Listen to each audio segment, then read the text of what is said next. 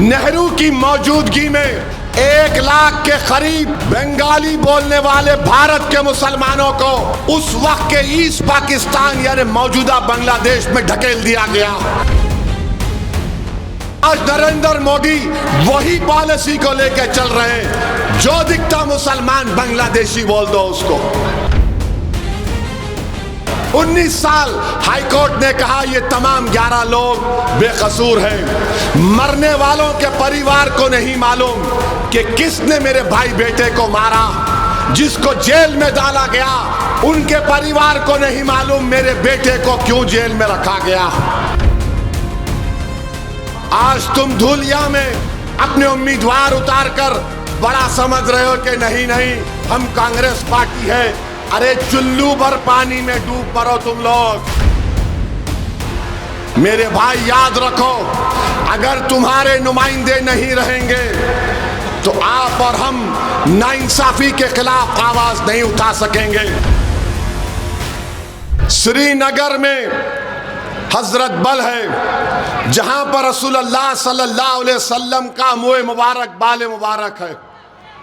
1962 दिसंबर में वो चोरी हो गया, पूरे मुल्क में फसाद हुआ। नेहरू प्राइम मिनिस्टर थे। नेहरू की मौजूदगी में 1 लाख के करीब बंगाली बोलने वाले भारत के मुसलमानों को उस वक्त के ईस्ट पाकिस्तान यानी मौजूदा बांग्लादेश में ढकेल दिया गया। ये जो नॉर्थ ईस्ट के स्टेट्स ज्यादा नहीं बने थे, 15,000 मुसलमानों की डिपोर्टेशन नोटिस दी गई या उनको ईस्ट पाकिस्तान में ढकल दिया गया। आज नरेंद्र मोदी वही पॉलिसी को लेकर चल रहे हैं, जो दिखता मुसलमान बांग्लादेशी बोल दो उसको। मेरे भाई ये इनकी दास्तान है, इसीलिए लोग असदुद्दीन ओवैसी से नफरत करते हैं। बताओ कांग्रेसियों, क्या आपके दौर में नहीं हुआ?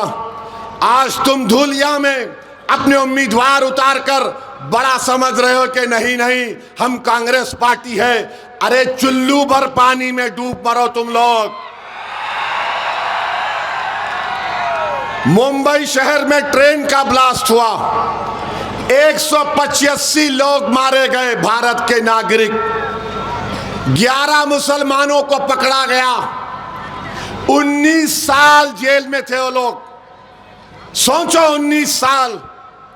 अगर तुम आज जलसे में यहां पर आए हो और खुदा ना खास्ता तुम्हारे घर से फोन आता है कि जल्दी आओ अब्बा की तबीयत खराब हो रही, तो तुम दौड़ते हुए जाते। सोचो थोड़ी देर के लिए वो 11 लोग 19 साल जेल में थे।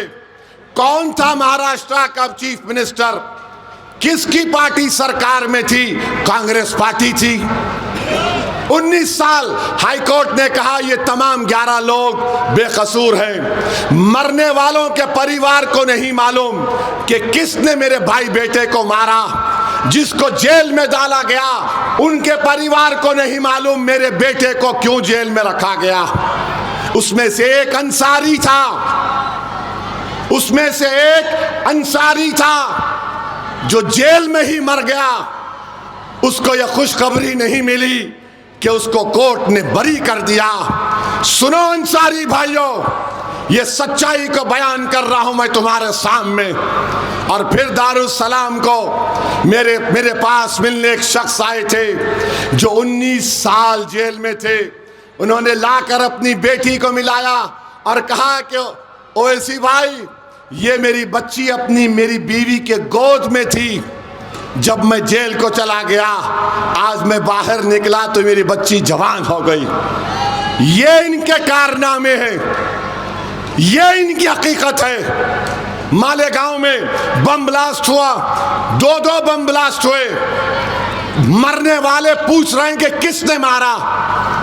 जेल को चले गए, नाखूने पकड़ पकड़ कर मुंबई के एटीएस उनके नाखून निकालती थी हाथ और पैर से।